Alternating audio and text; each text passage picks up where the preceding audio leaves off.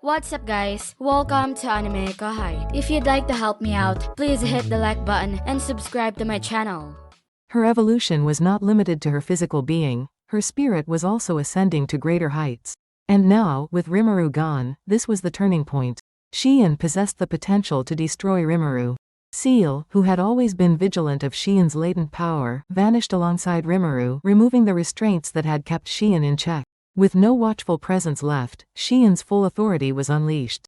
Yet, this newfound power meant nothing to her. Without Rimuru, any strength she had felt utterly hollow. No, it couldn't end this way. Shion found clarity even in the depths of despair. Rimuru's plans were flawless, there had to be meaning in this situation. Everything, even this moment, must have been part of Rimuru's grand design. Shion was reckless, but she had no doubts. She felt no fear. She believed wholeheartedly in Rimuru's victory, despite lacking any proof. That's Rimuru-sama. He planned for this all along. Her unwavering confidence in Rimuru was based purely on her own assumptions, yet to her, it was undeniable truth. This conviction filled Shion's heart with a mix of elation and reverence, and with it came an overwhelming surge of energy. Raw, unrelenting power. The embodiment of destruction. A tyrannical force beyond morality, indifferent to right or wrong. It was the ultimate strength, the kind of power capable of killing even Rimuru.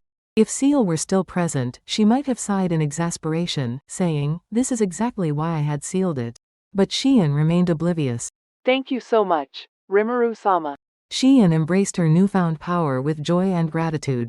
Her ongoing awareness of Dagruel had significantly influenced her, pushing her to refine and optimize her body. This same influence shaped her evolved ability, ultimate skill, Susanoo, the Lord of Tyranny, a manifestation of absolute dominance. Dagruel himself was the embodiment of tyranny, making it almost inevitable that the authority of Susanoo would seize control of that force. As a result, the ferocious tidal wave that raged through the skies posed no challenge for Shion to subdue. Drawing in all the energy that had been wreaking havoc on the battlefield, she stood tall and composed.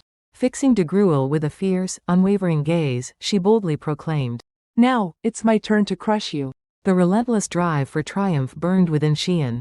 The battle between two beings wielding unparalleled, destructive power was nearing its conclusion.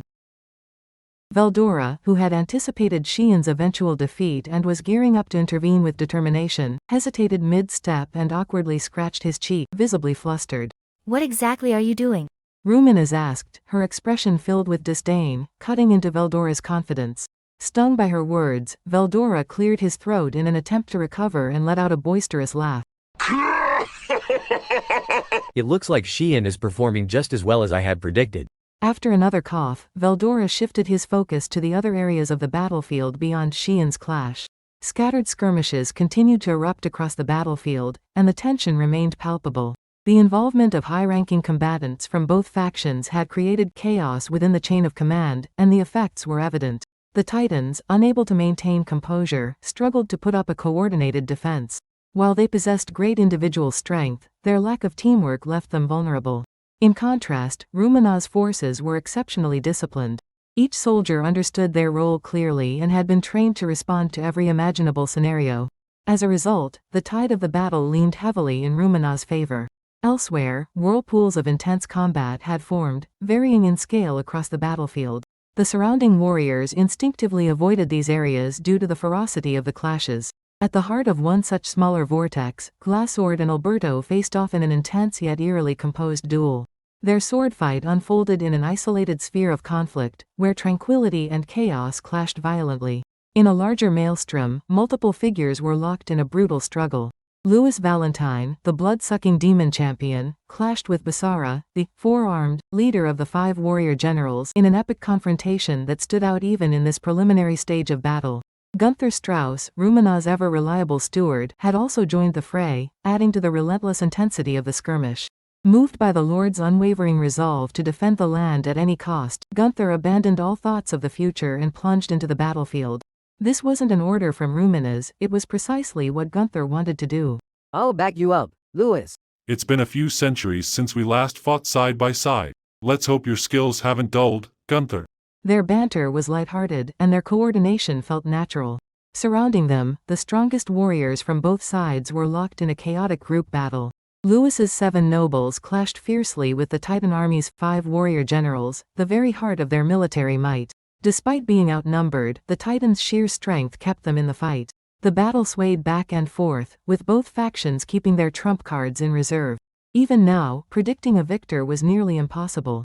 At the center of the largest and most ferocious vortex of combat, the intensity reached its peak. Adelman, who had regained his youthful vigor through assimilation by possession with Venti, was giving everything he had to challenge Fen, the formidable 3-star general. Ultima lent her support to Adelman. She had taken Fen by surprise the moment the suspended world dissipated. On sheer power alone, Fen was nearly untouchable. Even the combined efforts of the two were barely enough to face him. However, the synergy between Ultima's cunning and Adelman's battle-hardened experience created a balance that turned the seemingly impossible fight into an evenly matched contest. Across the battlefield, every skirmish was fiercely competitive. Observing the unfolding chaos, Veldora decided there was no need for him to step in. They're all handling themselves well. Veldora mused aloud. Rumina's cut in with a sharp remark. Why are you still standing here? Her icy tone startled Veldora, but he quickly recovered, letting out a booming laugh. He tried to mask his discomfort with his usual bravado, as though he wasn't fazed by her words. But deep down, Veldora was far from calm. He had felt the severing of his connection to Rimuru and was deeply unsettled by it. Even so, Veldora's faith in Rimuru remained unshaken. Even though the connection was severed, Veldora could still faintly sense Rimuru's presence. I'm certain something has happened, but panicking won't help. In fact, leaving things unfinished now would only make matters worse. Trusting his instincts, Veldora resolved to stay alert, ready to step in when necessary. Rumina's, however, shot him a sharp glare and snapped. You're just getting in my way. If you don't plan to fight, then stay out of it. Momentarily startled, Veldora inwardly lamented. Why am I always treated like the bad guy? Feeling misunderstood, he even felt a bit misty-eyed. Of course, his choice of words had put him in this position, but Veldora was oblivious to his own fault and reflected on nothing. Come on, Ruminas, don't be so heartless. I'm giving it my all here. Just a little while ago, I saved your lives. He exclaimed, his chest puffed up in a smug attempt to win her over. Despite his boast, Rumina's icy demeanor didn't waver. If anything, Veldora realized he might have said the wrong thing. Saved us? Really? Rumina's piercing gold and silver eyes locked onto him with a frosty intensity. Veldora forced a grin and straightened up, trying to bolster his claim with confidence, but the sweat running down his face betrayed his growing unease. You're just an insufferable lizard. She snapped, turning away with a look of utter disdain. For Veldora, her cold dismissal stung more deeply than any harsh words ever could. Veldora's sorrow was the least of Shion's worries. Her battle with Dagruel had reached its peak, and the conclusion was imminent. The two warriors clashed relentlessly. Shion landed a direct hit on Dagruel, yet it didn't faze him in the slightest. Unbothered, Shion pressed on with her attacks. Dagruel, unwilling to back down, retaliated fiercely. Shion's Hercules Deluxe intercepted a blow as heavy as an iron maul. Before Dagruel could unleash another barrage, Shion countered, pouring her fighting spirit into her massive blade. An extraordinary scene unfolded as Dagruel hovered in the air.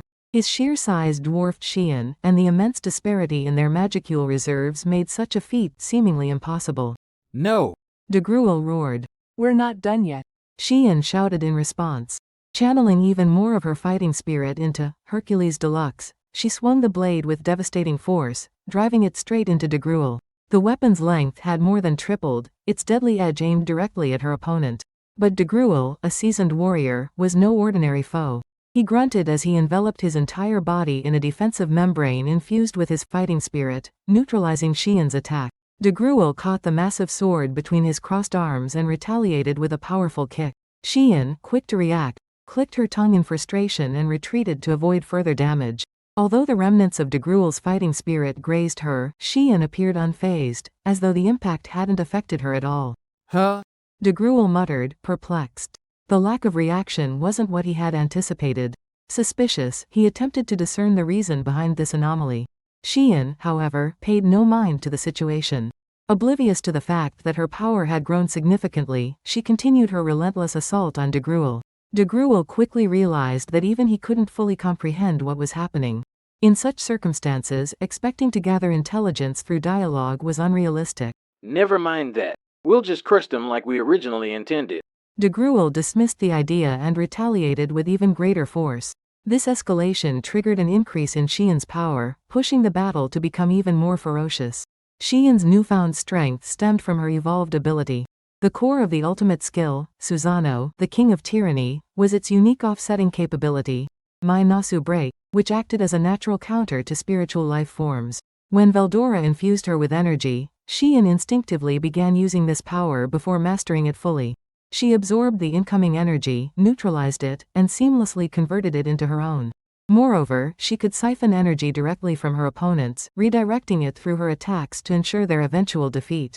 However, the keyword here was, eventually.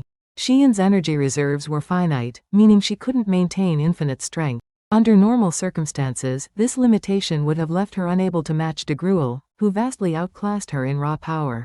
The reason Shion managed to close the gap so quickly was that she pushed her abilities beyond their intended limits. She recklessly absorbed enormous amounts of energy, enough to overwhelm and collapse her own body under normal conditions. Despite suffering damage from the surplus energy, she relentlessly channeled her power without hesitation. This tactic forced Dagruel to expend unnecessary effort, sapping his physical stamina despite his lack of visible injuries. This was why Shion's ability was particularly dangerous to spiritual life forms. When combined with her immortality, the effect became even more formidable.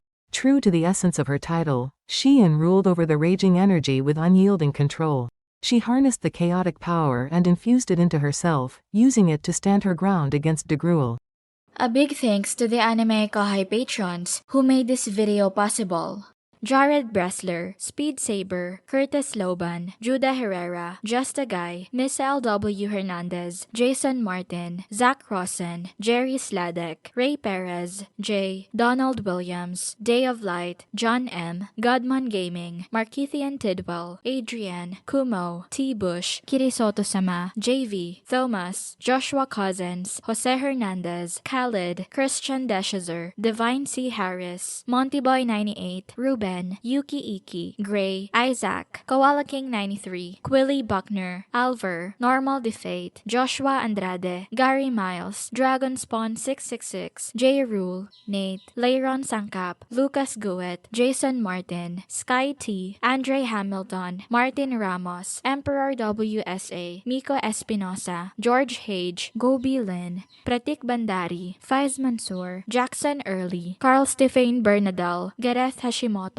Steven Madison, Marl Barsha, Ralph Ignacio, Efrain Hernandez, Luca Gaming WTF, William Locke, Kamal Luke, Akshay Devate, Elvin Quarty, Ian Sikibiol, Thanakorn Lee Sawat, KACP9R, The Harv, Drayden Yamauchi, Joshua Wolf. Thank you so much for helping out. I'll see you guys in the next video.